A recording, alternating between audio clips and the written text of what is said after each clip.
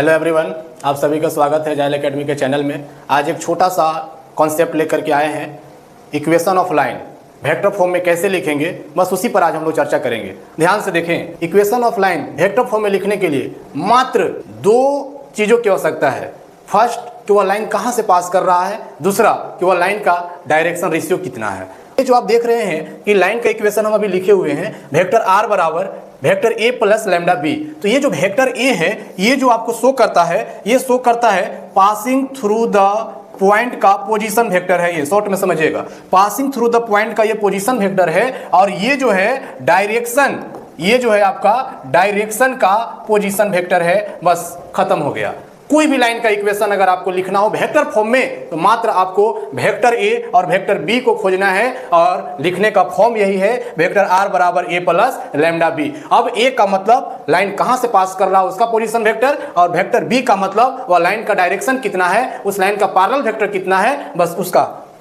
ठीक है, तो आप देखेंगे, मान के चलिए कि कोई लाइन जो है पासिंग थ्रू द पॉइंट जो है लाइन का, वो आपको दिया हुआ है 1 2 3, और डायरेक्शन रेशियो जो दिया हुआ है आपको, मान के चलिए कि उसका डीआरएस आपको दिया हुआ है 3 4 और 5। तो लाइन का इक्वेशन क्या होगा, तो आप समझिए, इक्वेशन ऑफ लाइन जो होगा आपका वेक्टर आर इक्वल टू देखिएगा, पासिंग थ्रू द पॉइंट का पोजीशन वेक्टर आई प्लस 2j प्लस 3k, ये हो गया आपका पासिंग थ्रू द पॉइंट का position vector, plus lambda direction vector. तो डायरेक्शन रेशियो 3 4 5 है, इसका जब पोजीशन वेक्टर बनाइएगा तो ये हो जाएगा 3i plus 4j plus 5k। Okay, कोई भी लाइन का अगर आपको इक्वेशन लिखना है वेक्टर फॉर्म में, तो आप सिर्फ और सिर्फ यही खोजेंगे।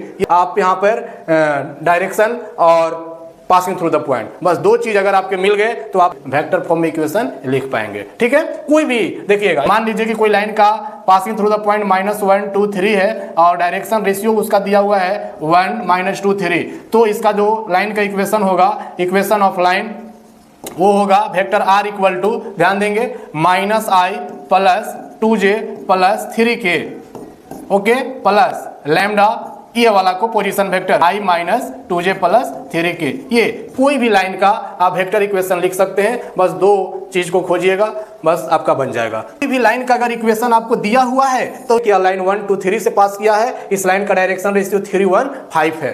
तो आज आप सीखे कि लाइन का वेक्टर फॉर्म कैसे लिखेंगे। कोई लाइन वेक्टर फॉर्म में है तो उसका पासिंग थ्रू द पॉइंट कहाँ रहता है और डायरेक्शन कहाँ रहता है, आप बता सकते हैं।